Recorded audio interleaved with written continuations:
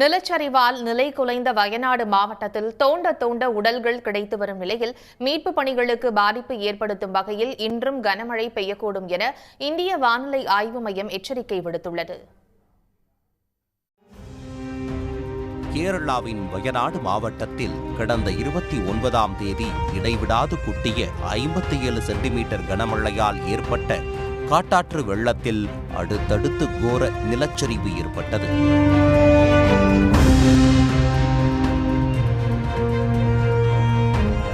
அழகிய கட்டமைப்புகளாக இருந்த சூரல்மலை, முண்டக்கை, மேப்பாடி ஆகிய கிராமங்கள் இருந்த இடம் தெரியாமல் கரும்பாறை சிதறல்களாக காட்சியளிக்கின்றன.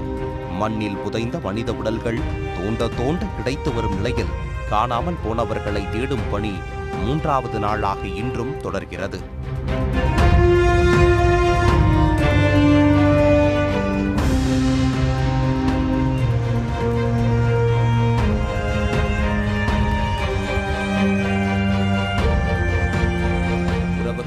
உடைமைகளையும் இழந்தவர்கள் தவித்து வரும் நிலையில் செல்லப்பிராணி ஒன்று தனது எஜமானரையும் அடையாளம் தெரியாமல் அடித்துச் செல்லப்பட்ட வீட்டையும் தேடியபடி கொட்டும் மழையிலும் அங்கேயே காத்திருப்பது நிகழ்வை ஏற்படுத்தியுள்ளது.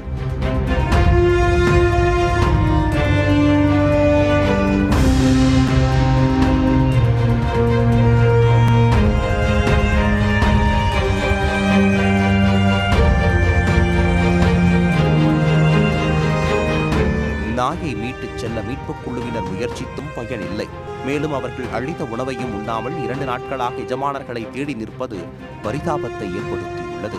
இதனிடையே வயநாடு, கோழிக்கோடு, கண்ணூர், காசர்கோடு ஆகிய 4 மாவட்டங்களில் இன்று மிக கனமழைக்கான சிவப்பு எச்சரிக்கை விடுக்கப்பட்டுள்ளது.